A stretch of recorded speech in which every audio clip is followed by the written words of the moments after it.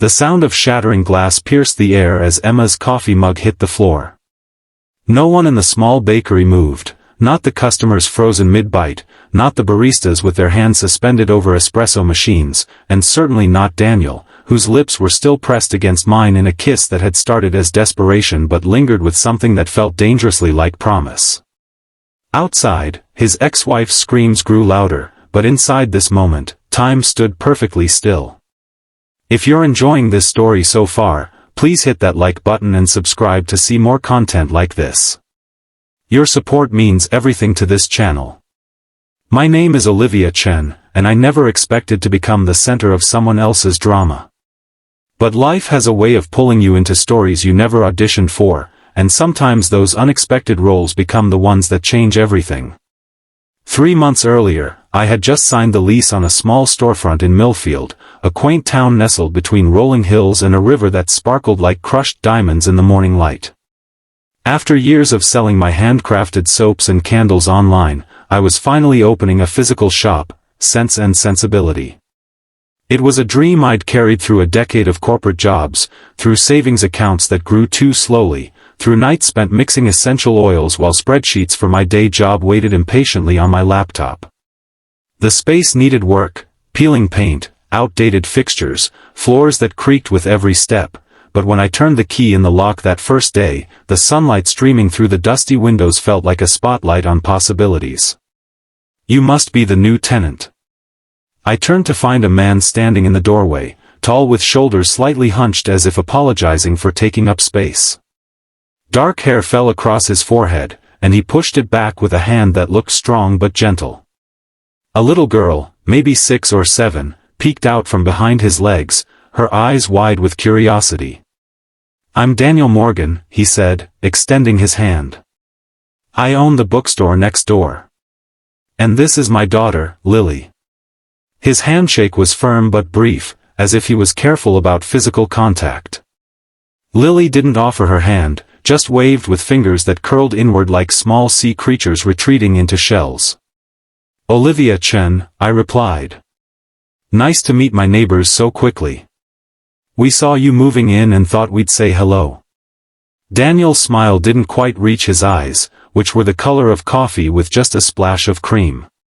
Millfield's small. Everyone knows everyone's business within about 48 hours. "Dad," Lily tugged at his jeans, "you promised we could get ice cream." "Right, princess." "Sorry." He looked back at me. "If you need anything, directions, recommendations, help moving heavy things, we're just through that wall." He pointed to the left side of my shop. "Thank you. I might take you up on that." As they turned to leave, Lily looked back. "Your shop smells nice already." It was the first genuine compliment my business had received in its physical form, and it warmed me more than it should have. Over the next few weeks, I threw myself into renovations. I painted the walls a soft sage green, installed reclaimed wood shelving, and set up my workshop in the back room. Every evening, I'd collapse into the small apartment I'd rented a few blocks away, muscles aching but mind buzzing with plans. Daniel and I developed a neighborly routine. Most mornings, I'd arrive to find a paper cup of coffee waiting on the small table between our shops, steam still rising. In return, I'd leave samples of new scents I was developing, a lavender sleep balm, a cedar and bergamot candle, a rosemary mint soap that became his favorite. We rarely talked beyond brief greetings and thank yous. There was something guarded about Daniel that made me hesitant to push for more, despite the curiosity that bloomed each time I caught him watching me through our facing windows. Lily was different. She began stopping by after school, sitting cross-legged on the floor of my workshop, asking endless questions about essential oils and the difference between soy and beeswax candles. She had her father's thoughtful eyes but none of his reservation.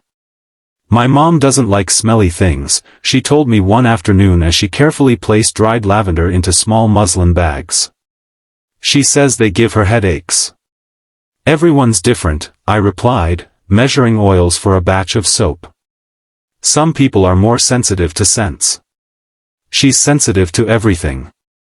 Lily's voice dropped to a whisper. That's why she and Dad couldn't live together anymore. She yelled a lot. I kept my expression neutral, though my heart squeezed. Sometimes adults have trouble figuring out how to be happy together. Dad's happier now, she said with the simple certainty of childhood. He smiles more. Especially when he talks about you. I nearly dropped my measuring cup. Oh, I'm sure that's not. He does. I heard him telling Uncle Mike that you're refreshing. That means good, right? Usually, yes.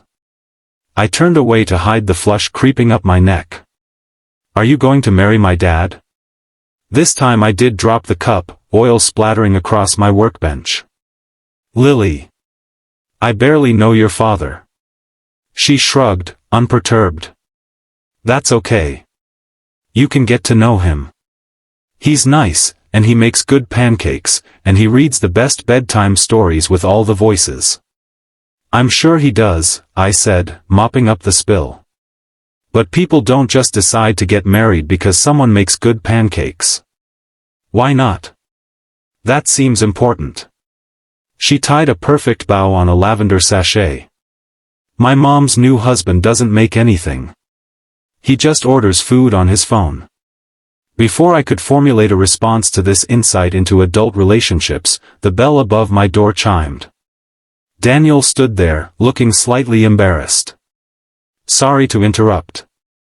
Lily, you were supposed to come straight to the shop after school. I did come straight here, she said with impeccable 7-year-old logic. This is a shop. Daniel sighed, but his eyes crinkled at the corners. You know what I meant, smarty. We have inventory to unpack. Can I stay with Olivia? I'm helping. You're bothering Olivia when she's trying to work. She's not bothering me, I said quickly. She's actually been very helpful. Daniel hesitated, his eyes moving from his daughter to me and back again. Are you sure? She can talk your ear off. I'm sure. I enjoy the company. Something shifted in his expression, a softening, a moment of vulnerability quickly masked. Okay, but only for another half hour. Then homework. After he left, Lily looked at me with a triumphant smile. See? He likes you. He never lets me stay with anyone. The grand opening of Sense and Sensibility was scheduled for the first Saturday in October. I'd spent weeks preparing special collections, designing displays, and sending out invitations to everyone in town. The night before, I stayed late, arranging and rearranging products until every shelf told a story. A knock on the door startled me. Daniel stood outside, holding a small package. Sorry to bother you so late, he said when I let him in. I saw your lights still on. Just nervous energy, I admitted. I want everything to be perfect tomorrow. It will be. He glanced around the shop, which had transformed from an empty shell into a warm, inviting space filled with the layered sense of my creations. You've done an amazing job. Thank you. I fidgeted with a display of bath bombs. Is Lily excited about the opening? She's been talking about nothing else for days. She's appointed herself your official assistant. He smiled, and this time it reached his eyes. I actually came to give you this. He handed me the package, wrapped in simple brown paper tied with twine. Inside was a book, a beautiful leather-bound collection of Jane Austen's works. I noticed your shop name, he explained. Thought you might be a fan. I ran my fingers over the embossed cover. This is beautiful. Thank you. It's a first edition reprint from the 1920s. Not valuable or anything, but special. No, it's perfect. I love it. I looked up at him, suddenly aware of how close we were standing. Will you be here tomorrow? Wild horses couldn't keep us away. He took a step back, hands sliding into his pockets. I should let you finish up. Good luck tomorrow, though you won't need it. After he left, I held the book to my chest, feeling something unfamiliar and frightening taking root. The opening day exceeded all my expectations. A steady stream of customers filled the shop from the moment I unlocked the doors. Lily, true to her word, appointed herself my assistant, earnestly explaining the benefits of different essential oils to anyone who would listen. Daniel stayed in the background, occasionally catching my eye across the room with a smile that made my stomach flip. By mid-afternoon, I'd sold nearly half my inventory and collected a list of special orders that would keep me busy for weeks. As the crowd thinned, I finally had a moment to breathe. I found Daniel examining a display of men's grooming products. "Successful day," he said, his voice warm with genuine pleasure for me. "Beyond my wildest hopes," I agreed. I couldn't have done it without Lily's help. She's in her element. I've never seen her so excited about anything. He picked up a sandalwood shaving soap, turning it over in his hands. "She talks about you constantly, you know. She's a special kid." "She is." He set the soap down carefully. "Listen, I was wondering if maybe you'd like to." The shop door flew open with such force that the bell nearly tore from its mounting. A woman stormed in, tall, blonde, beautiful in a sharp-edged way, like cut crystal. Her eyes scanned the room and locked onto Daniel with laser focus. "There you are," she said, her voice carrying across the shop. "I've been calling you for hours." Daniel's posture changed instantly, shoulders tensing, jaw tightening. "Rebecca. What are you doing here? What am I doing here? What is our daughter doing here?" She gestured toward Lily, who had frozen behind the counter, her earlier confidence evaporated. In some stranger's shop, playing shopkeeper instead of at her piano lesson? Piano lesson?